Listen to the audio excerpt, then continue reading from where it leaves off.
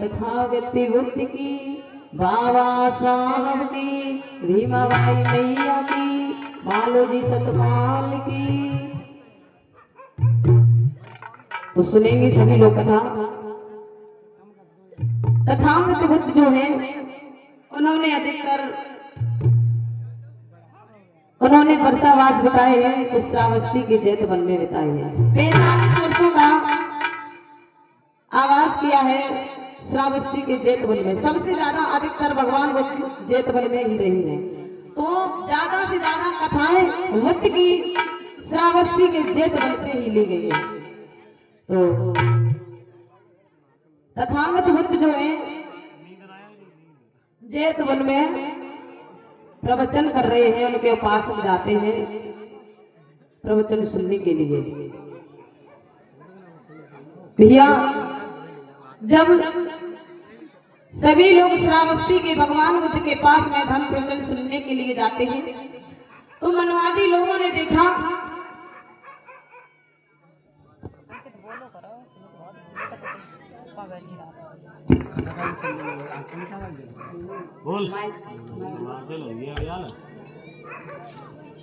जैसे ही मनवादी लोगों ने देखा कि सभी श्रावस्ती के लोग जितने भी हैं वो भगवान बुद्ध के पास में जाते हैं, हमारे पास में तो कोई भी नहीं आता है।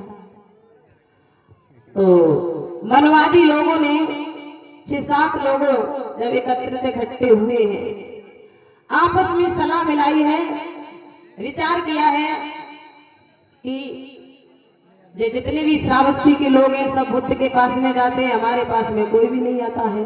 अब जब बताओ हम लोग का घास नहीं, कोई भी कुछ नहीं, हमारी मार्ग बंद हो गई है। तो विचार किया है, जवाब दिया है भैया।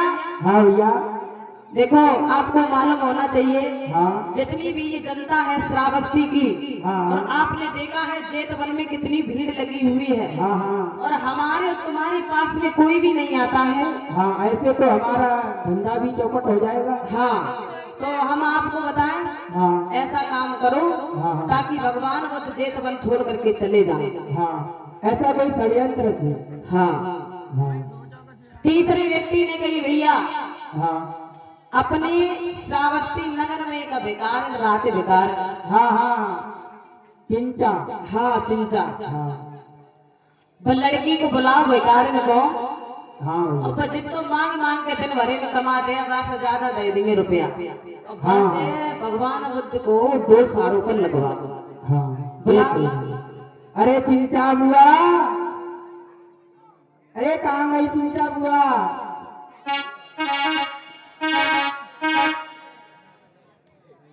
कहाँ गई? आ गई? बड़ा अच्छी लग रही है ज्ञानवती चाची।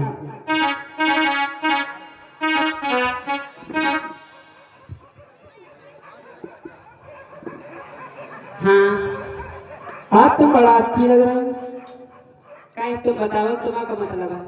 हमारा मतलब जो है हाँ कि ये श्रावस्ती में भगवान बुद्ध है। अरे चिंचा हाँ देखो तुम ये बताओ दिन भर में कितना पैसा कमाती हो? हम हाँ दिन भर में केवल 500 रुपया कमा लेते, वही बाल बच्चा पड़ गया। अच्छा हाँ ये बताओ बेकार में चिंचा, हाँ 500 तो तुम्हें 1000 रुपए दिए जाए तो कैसी रह जाए? ये तो बहुत अच्छी बात बताओ, किने मार दे जाए किने जाए रिटेलर चाहते। चिंचा ज्ञानवती चाची। हाँ 1000 रुपए देंगे 500 की जगह। हाँ हाँ हमारा एक काम कर दो। बताओ। काम है कि जेतवन में करुणा के सागर दया के भंडार हैं, हाँ उनको तुम 2 सालों पर लगा दो किने? भगवान बुद्ध को। अच्छा बुद्ध जी को। हाँ जो तो हमारे दाएं हाथों को काम हो पाए को। अच्छा। जो कोई बड़ी बात। अच्छा हाँ ठीक है चिंचा, सुनो बताओ।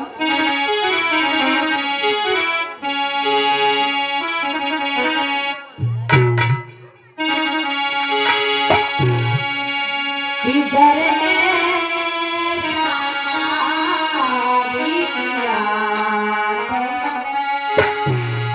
समझ गई? इधर ऐसा कार्य किया तुमने, और तो हमारा और खुशी मनाए।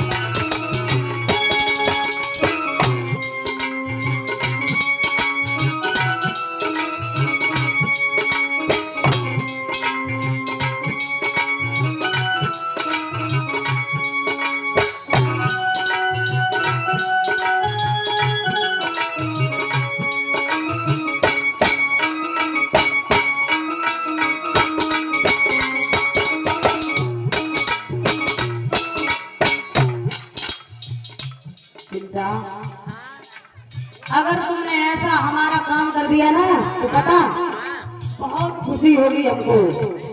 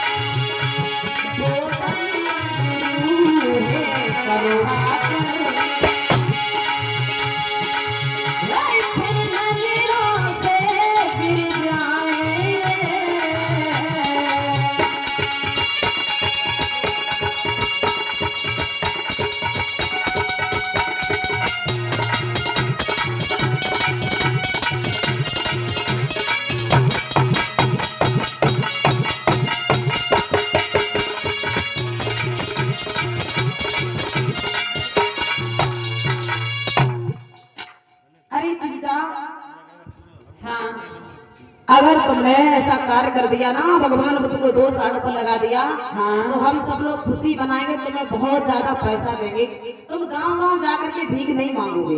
अच्छा, हाँ तो बहुत अच्छी बात। तो ठीक है, अब मेरा काम पूरा कर देना। लेकिन ऐसे नहीं चाहिए। और कैसे जाइयो? पहले हमारे के लिए 5000 की साड़ी मंगाबो और श्रृंगार मंगाबो, ताकि बाद में हम 200 लगाऊंगे। ऐसे नहीं चाहिए। अच्छा हाँ। ए भैया, हाँ भैया, जाओ बाजार करे आओ, चिंता के लाए तभी तो 200 लगाएंगे। बाजार कर हाँ देखो, 5 से 1 रुपए जो 1 रुपए होता है वो लगाया नहीं जाता है। अगर आप कहीं पर नेता निमंत्रण में जाओगे, बेटी की शादी होगी तो तुम 563 रुपए लिखाना है। 1 रुपए 5 से आप लोग लिखवाते हो, उसमें 5 रुपए जोड़ दो। जब वो लिखने वाला होगा वो तुम्हें नीचे तो ऊपर देखेगा, सब लोग 500 लिखा रहे, तुम 563 का लिखा रहे। वो तुमसे प्रश्न करेगा, ये बताओ भैया 563 इसका मतलब क्या होता है? तो तुम क्या कहोगे? देखो, 5 से 1 रुपए आपको कहना है, वहां पर जवाब देना है 5 से 1 रुपए तुम्हारे लिए शुभ है, लेकिन हमारे लिए नहीं है। 5 से 1 रुपए 1 रुपया झगड़ा करवाने वाला होता है। तब वो कहेगी तो 563 का ये अर्थ बताओ क्या होता है? तो आपको बताना है कि 563 ईसा पूर्व पहले हमारे किसका जन्म हुआ था? सिद्धार्थ का, भगवान बुद्ध का। किनका जन्म हुआ था? सिद्धार्थ का। 563। और आपको अगर 563 से कम रुपए लिखवाना है तो आपको लिखवाना है 483। कितने रुपए लिखवाना है? 483। जब आपको वे लोग पूछे लिखने वाले, किसी शादी विवाह में जाओगे तो आपको क्या जवाब देना पड़ेगा? वो कहेंगे 483 का मतलब क्या होता है? तो आपको क्या कहना है कि 483 ईसा पूर्व पहले हमारे बुद्ध का कुशीनगर में वहां पर निर्माण हुआ था। और जब आप 11 की जगह 14 रुपए लिखवाओगे, कितने रुपए? 14 रुपए। तो सब लोग 11 लिखवाएंगे, जब आप जाओगे तो आपको प्रश्न करेंगे, ये बताओ सब 11 लिखवाए, 14 रुपए का अर्थ क्या होता है? तो आपको बताना पड़ेगा कि 14 अप्रैल 14 तारीख और 14 अप्रैल का महीना था और हमारे बाबा साहब भीमराव अम्बेडकर का जन्म हुआ था कि नहीं? तो आपको ये 1 रुपए हटाना पड़ेगा, कोई भी भैया 1 रुपए नहीं लिखवाएगा, ठीक? होली तथा गद्दी बुद्धि की, पंचशील दरबार की, बाबा साहब की चिंता। आज मेरी धर्म बंधु मनवादी ने श्रृंगार ले आके दिया है, नई साड़ी दी है।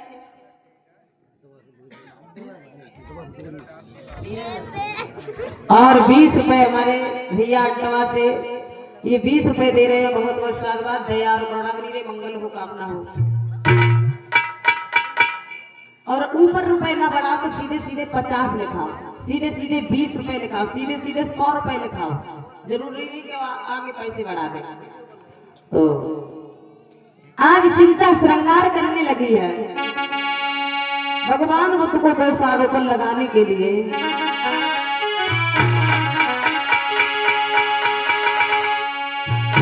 अरे लंबे लंबे के सजा के नामे नौसे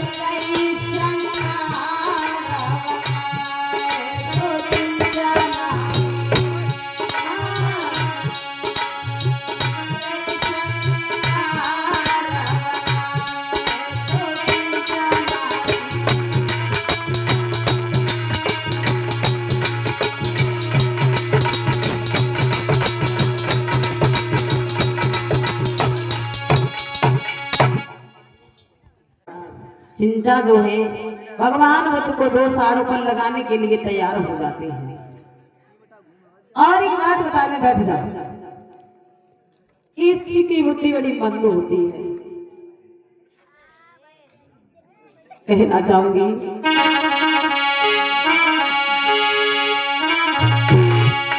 पैसों के लालच में आकर के पता ना स्त्री क्या क्या कर देती है। पैसों की लालच में इज्जत का ख्याल नहीं होता है। पैसों के चक्कर में सब नहीं, सबकी बात नहीं कर रहे। अदब रखी भगवान और बुद्धि नारी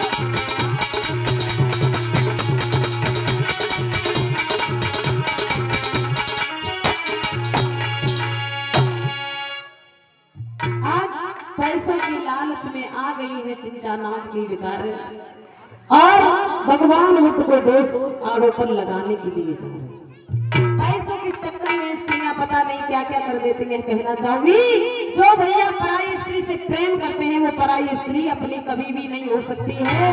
एंड में आकर के बुढ़ापा जब खटिया पर लेटोगे तो पराई स्त्री आपकी सेवा को शामिल नहीं करने आएगी। जो आपकी पत्नी जिसके साथ में विवाह हुआ है वही आपके पास में आएगी।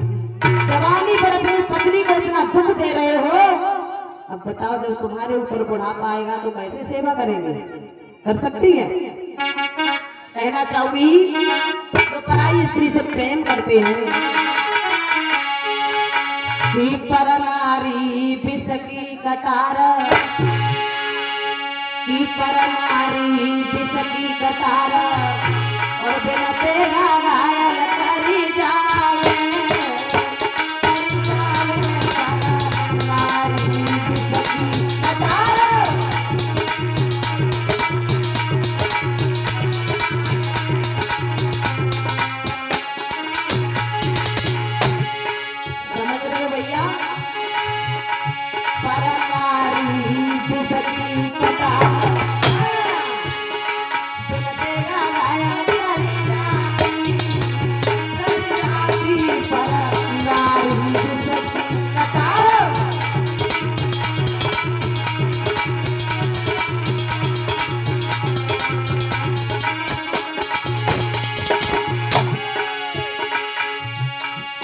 नौजवान को परनारी भैया आजकल को नौजवान को परनारी अत्यारी।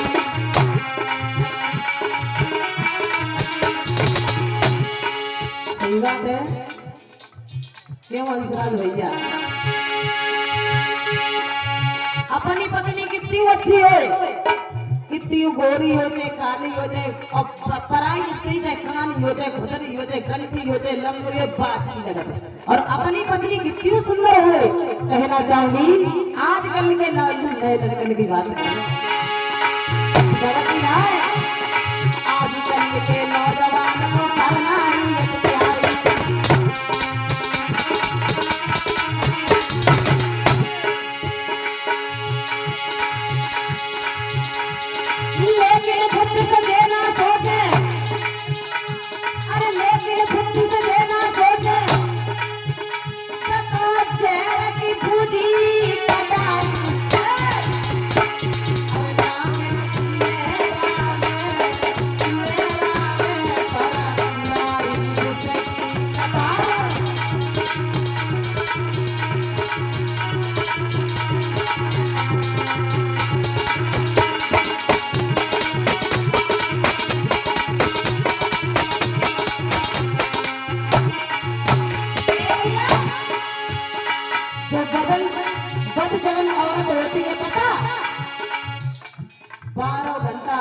लिपस्टिक और माथे की बिंदी न छुट जाए, बद जलन और आपकी पहचान होती है।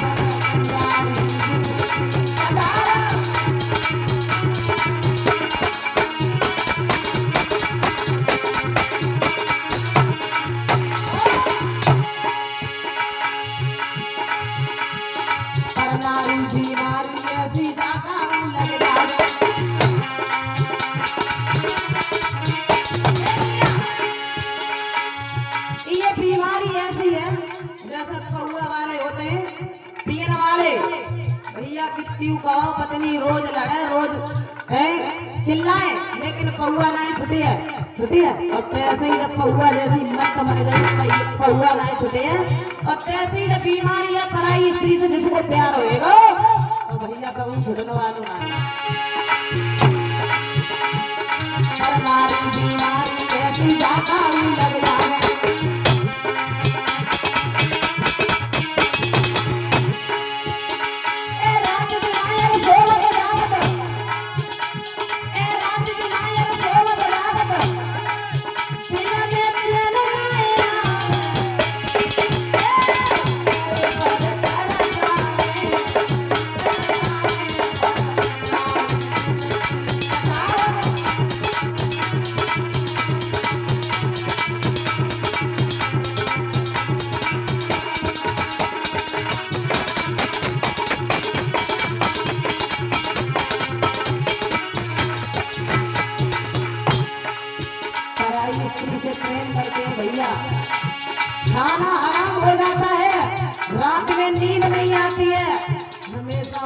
दिखाई देती है कहना चाहूंगी ए राज में आए बोल बजाओ दिल में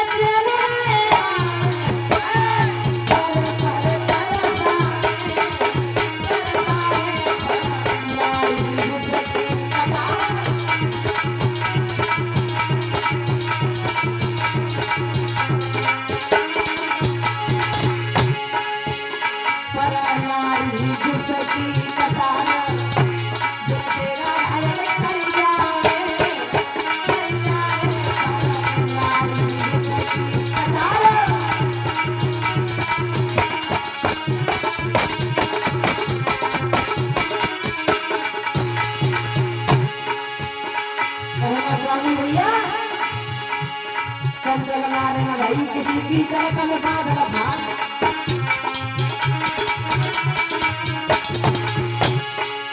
चंचल स्त्री चंचल नारायण भाई किसी की चलकन बादल भाग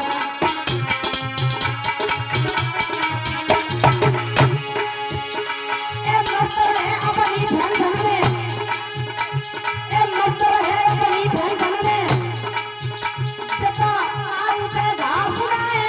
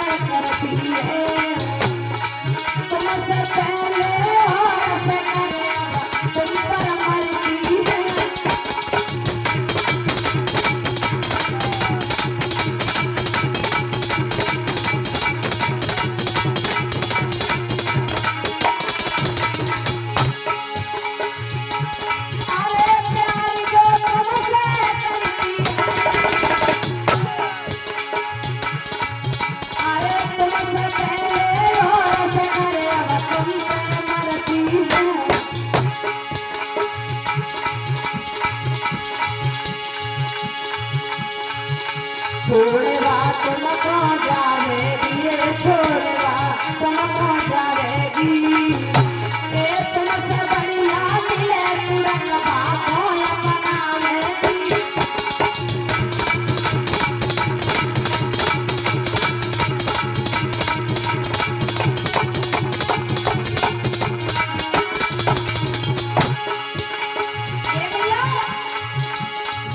तुम ऐसी नारी तेरे बनो तुम ऐसी नारी से तुम्हें सामने कले सपने मकर पर नारी से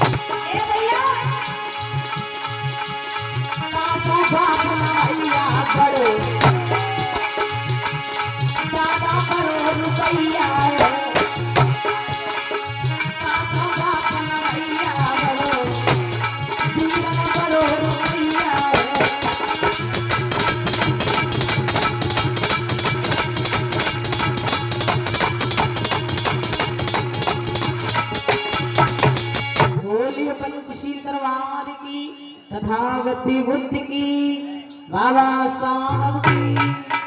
तो धन के लालच में बेकारण चिंता आ गई है, बुद्ध को 2 साड़ों पर लगाने जा रही है। अब भैया चिंता जाती है, चिंता का टाइम क्या है पता? सुबह 7 बजे चिंता उधर से आती है और श्रावस्ती से शाम के 5 बजे तैयार श्रृंगार बना करके अच्छी सी साड़ी पहनकर जाती है। ये नियम था चिंता का, क्योंकि चिंता भगवान बुद्ध के पास में नहीं जाती है, एक गाड़ी में जाकर के सारी रात को बिताती है और उसके बाद में सुबह होता है। जैसे ही श्रावस्ती के भगवान बुद्ध के पास अपने 7 बजे जाते थे जेतवन में, और तब चिंता दाढ़ी में से बाल बिखराए गए, श्रृंगार उजड़ो वो लगता था और आती थी। अब भैया चिंता को जाते जाते 6 महीने हो गए। उसी समय भगवान बुद्ध के पास थे, उन्होंने कहा ए भैया। हाँ भैया। जो लड़की देखो खड़ी हो जाओ,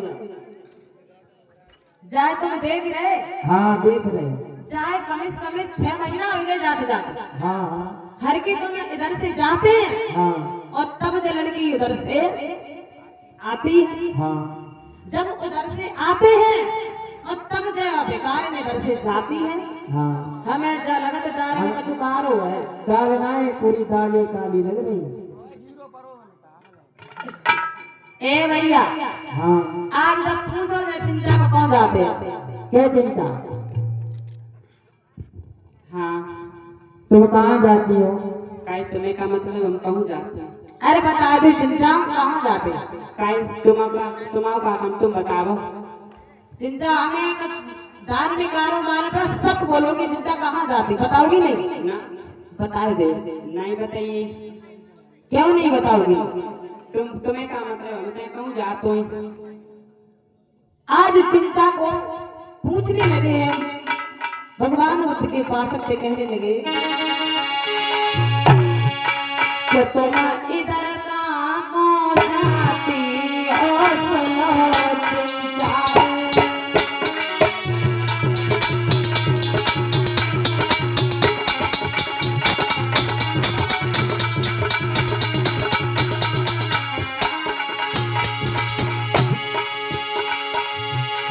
तुम इधर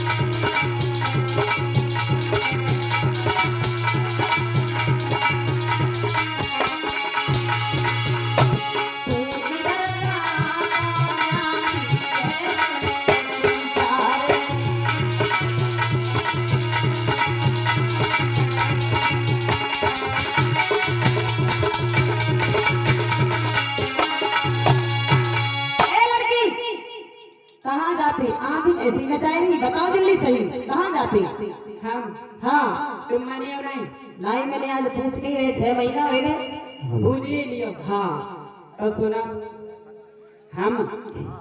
हम जाति बुद्ध भगवान की सेवा करने। ए भैया पूरी झूठ बोल रही। झूठ बोल रही? और हमें तो झूठ नहीं लग रही भैया, हमें जल लग रही।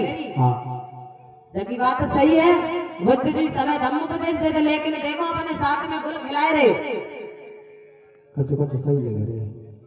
तीसरा व्यक्ति कहने लगा, ए भैया हाँ जो लड़की बिल्कुल झूठ बोल रही, जो बेकार है झूठ बोल रही, भगवान को जैसे है ही नहीं। जाओ बात सही है। चौथा कहने लगा, अरे देखो 8-9 महीना बाद खुद ही खुल जाएगी, सही बात है या झूठी है, और फिर देख लेंगे। ठीक है महाराज हाँ पहले जब मुंह देखवा, जब मुंह बोलवा। आज चिंता ने कहा मैं बुद्ध की सेवा करने के लिए जाती हूँ। सभी लोग चले जाते हैं। ये बात सारी श्रावस्ती में ये बात फैल गई, सारी श्रावस्ती में बात फैल गई। और वैसे भी दादाजी आपको मालूम होना चाहिए, पीछे आना,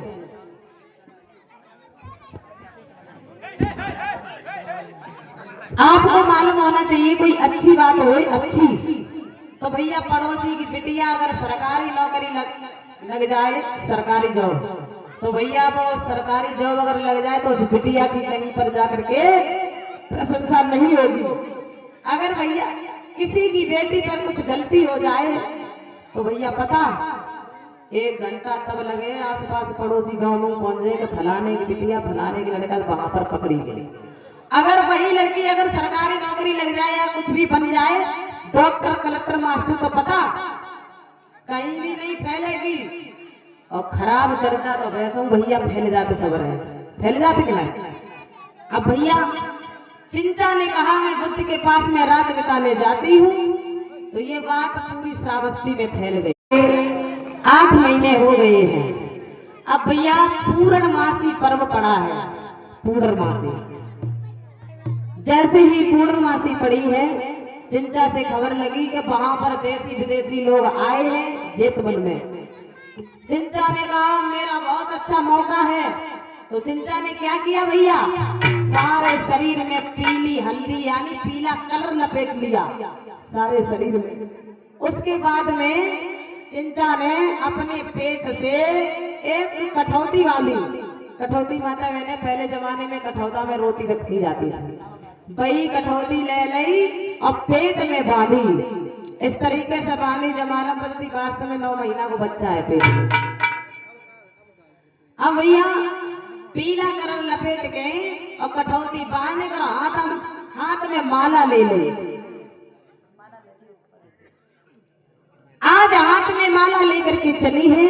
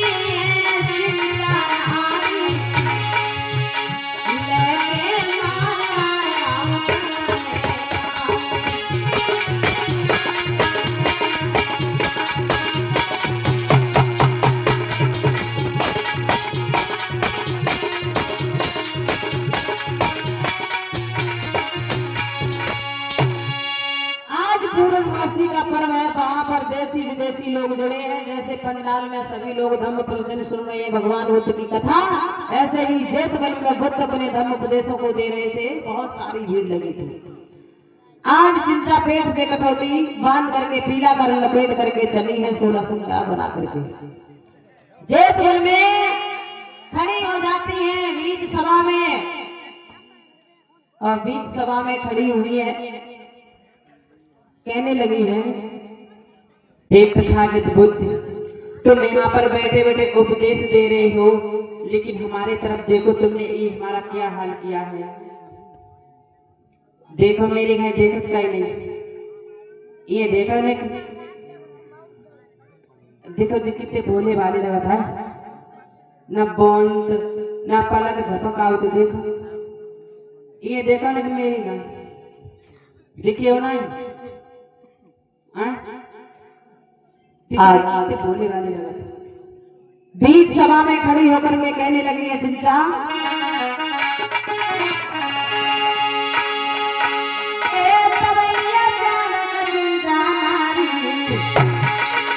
अरे बीच सभा में आई, अरे सब लोग ने बायले अरे दीवाने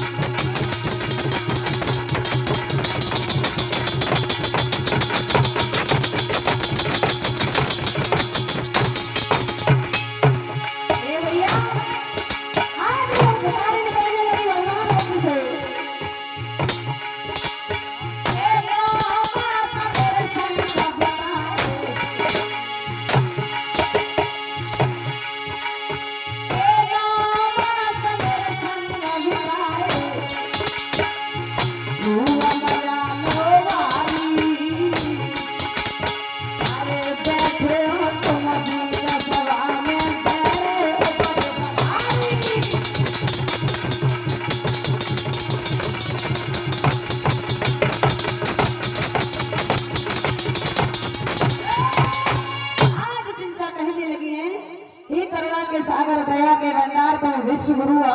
और जितने जो लोग बैठे कहाँ देख रहे, हमारी तरफ देखो, तुमने जो का हाल बनाई दो, जो 9 महीना की दिक्कत दे दी, देखो खूब ओम फो करी तुमने। आज कहने लगी है चिंता भगवान बुद्ध से, ऐसे कोई चिंता ना, अरे पेट में पनपत पाप तो ना।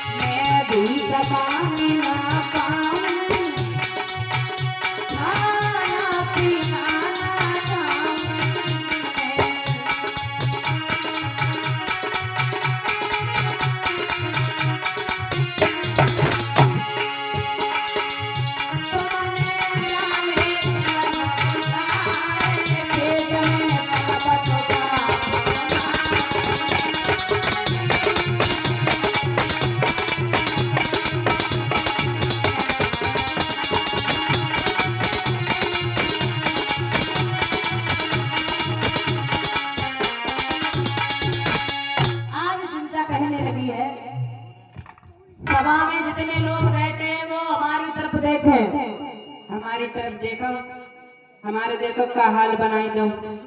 आए अब तो देखता हूँ नहीं, देखो तो कितने भोले भाले लगा थे। आए जो 9 महीना का मैं टेंशन दे दी कहाँ को ले जाऊं। आए अम्मा ने तुम्हारे घर पर खटाई को मन जानते बहुत खटाई है अमिया का साथ। अरे लौड़ा लौड़िया अगर हो तो जो लार टपका ये नहीं खटाई का चारो दे दो छिड़का को है। आज चिंता जो है कह रही है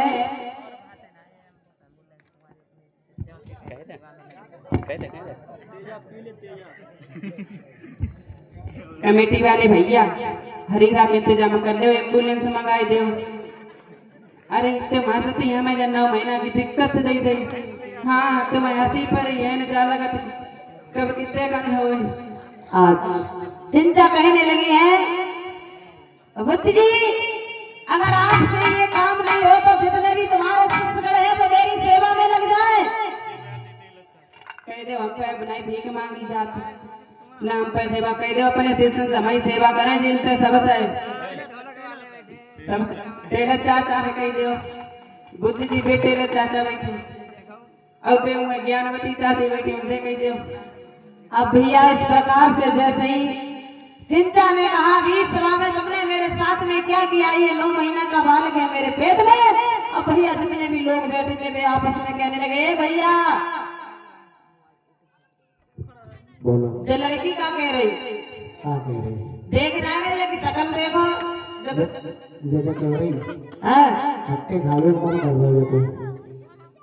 देखो इसके पेट में बच्चा है। ए भैया हमें जब ढोंगी और पाखंडी लग रहे बुद्ध जी। अब भैया क्या करो जाए तुम बताओ, क्या करो जाए इन्हें अपमान करके जेठवन से भगाओ। और क्या करो। इन्होंने लड़की के साथ में कितना बुरा किया, सभी को दम उपदेश दे रहे हैं इन्होंने क्या किया है इस लड़की के साथ में, समझ गए। तो कह रहे महाराज देखो नीली पड़ी गई है, देखो पियरी धरी देखो पूरा शरीर पियरो पड़ेगा। सही कह रहे। आज जैसे ये शब्द ढोंगी पाखंडी इनको भगाओ अपमान करके भगवान बुद्ध के कानों में ये शब्द पड़े। अब अंदाजा लगाना लोगों, अगर किसी को ये केस आज के जमाने में लगाओ तो भैया डंडा लाठी जूता चप्पल हो जाइए कि नहीं। लेकिन भगवान बुद्ध को कितना बड़ा कलंक लगाया है और फिर भी बुद्ध को गुस्सा नहीं आई। भगवान बुद्ध मुस्कुराने लगे और जवाब दिया है कितनी अच्छी तरीके से शांति भाषा में बोल रहे, अरे बहन भला मैं तो आपको जानते भी नहीं, आप कहाँ से आई हो और आप ये शब्द कह रही हो सभा में बहन, ये अच्छी नहीं है।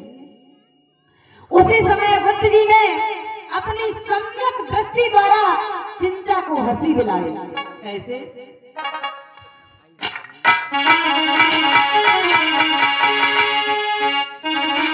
चिंता को आए गई आसी लगी तमाशासी सुनाने वाली। चिंता को आए गई आसी लगी तमाशासी सुनाने वाली। हंसी पर रोक लगाई तो फांसी छोड़ गया।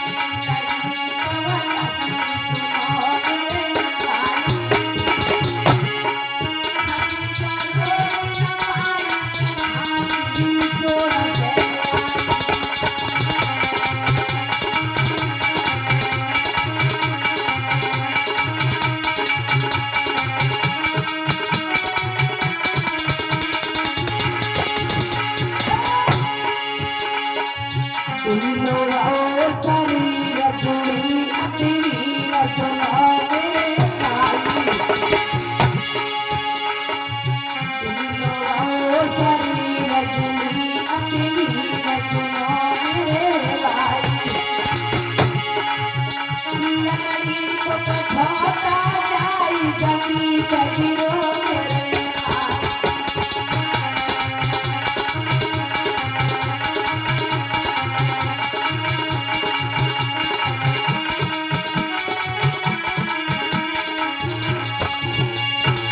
आज बुद्ध जी ने चिंता को हंसी दिलाई।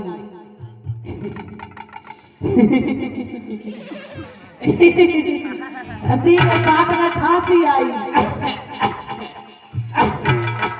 आज जैसे ही खांसी आई, हंसी आई, उसी समय जैसे ही शरीर ढीला पड़ा तो वो लकड़ी का कठौता नीचे गिर गया।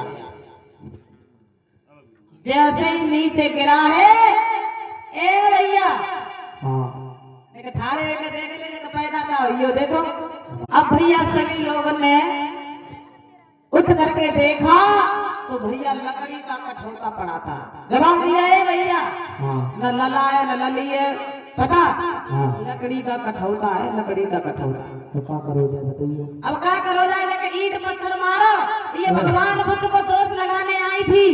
होटल के मोड़ दही तो दे दे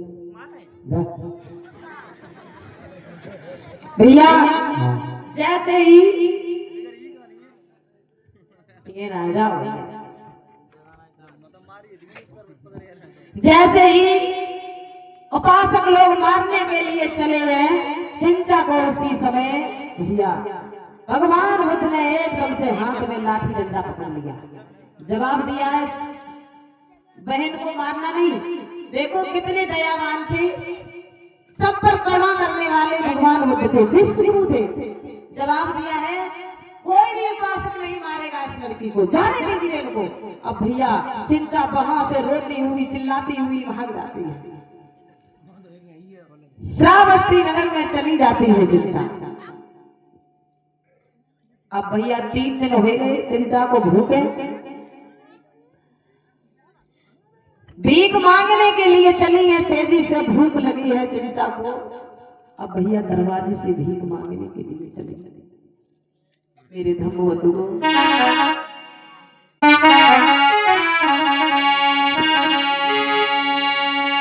चिंचा जहाँ जहाँ जाती,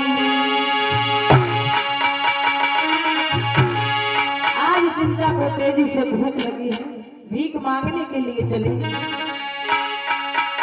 चिंचा जहाँ जहाँ जाती और सब लोग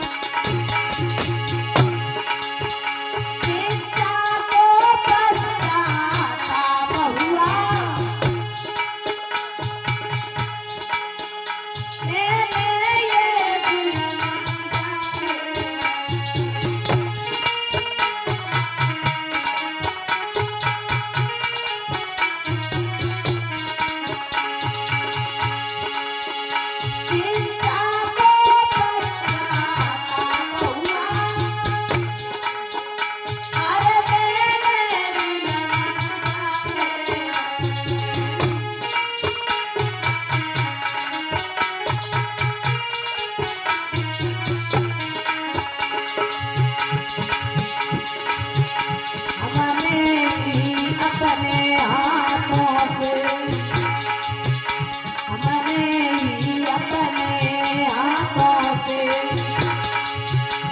और मुख पे कीचड़ डाला।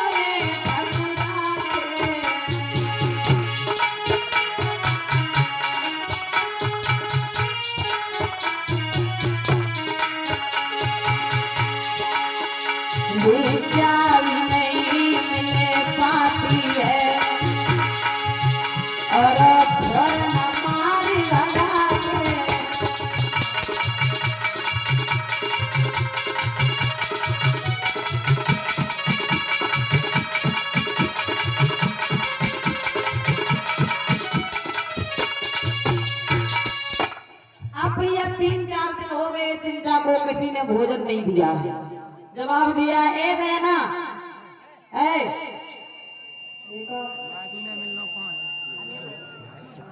ये चिंचा बिगाड़ में भीख मांगने के लिए आई। ऐसा करो ना, दारी को भीख मत दे दियो। तो मैं ना मालूम मैंने कितना बड़ा काम करो। पता है बुद्ध को 2 सालों पर लगाने गई थी। हाँ कतई न दियो खाना इसे। आंधे हमारे द्वार पे आंधे गए एक इधर लोग भट्टा से न मिलकर चले गए आंधे गए। अब भैया चिंचा मांगन जाती है, किसी ने नहीं दिया। भीख किसी ने नहीं दी है। अब चिंचा रोने लगी। वैश्याओं के पास में गई। वैश्याओं ने सलाह दी है कि तुम भगवान बुद्ध के पास में जाओ, वो तुम्हें क्षमा कर देंगे। अब भैया चिंचा भागती हुई आई।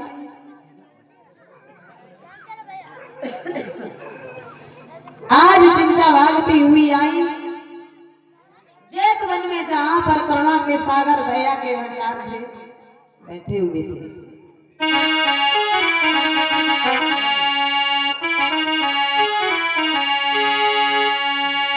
भगवान बुद्ध के चरणों पर गिर पड़ी है चिंचा, हाथ जोड़ के कहने लगी है,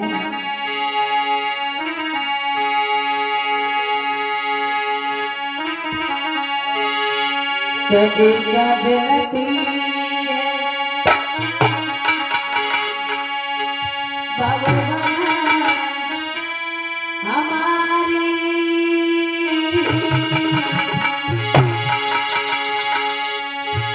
और दो दया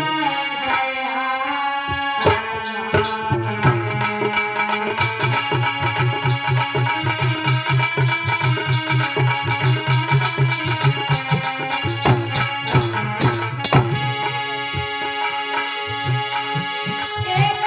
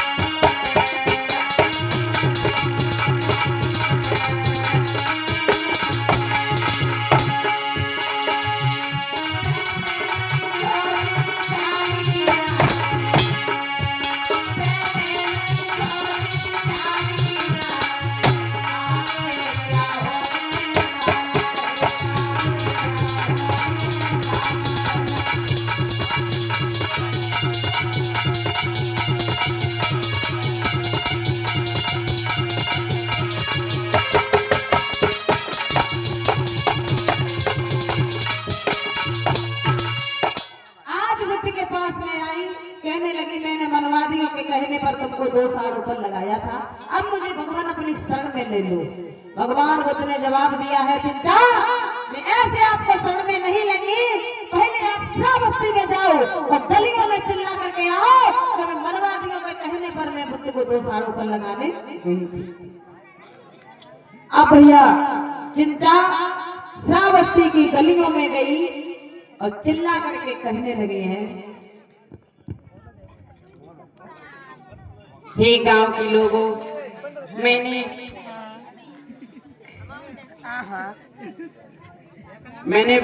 मनवादियों के कहने पर भगवान बुद्ध को 2 साल लगा दिया था। चिंचा ने गली में चिल्ला करके कहा, मनवादियों के कहने पर मैंने बुद्ध को 2 साल ऊपर लगाया था। इतनी कहने के बाद में चिंचा भगवान बुद्ध के पास में आई। भगवान बुद्ध ने शरण में लिया है, पता जिस समय चिंचा को शरण में लिया था त्रिशूल पंचशील अष्टांगिक मार्ग बताए हैं, और उसी समय भगवान बुद्ध के मुख से एक शब्द निकला था। वो शब्द क्या था? सत्यमेव जयते। जब चिंचा को शरण में लिया था और तभी भगवान बुद्ध के मुख से एक ही बार ये शब्द निकला था, सत्यमेव जयते।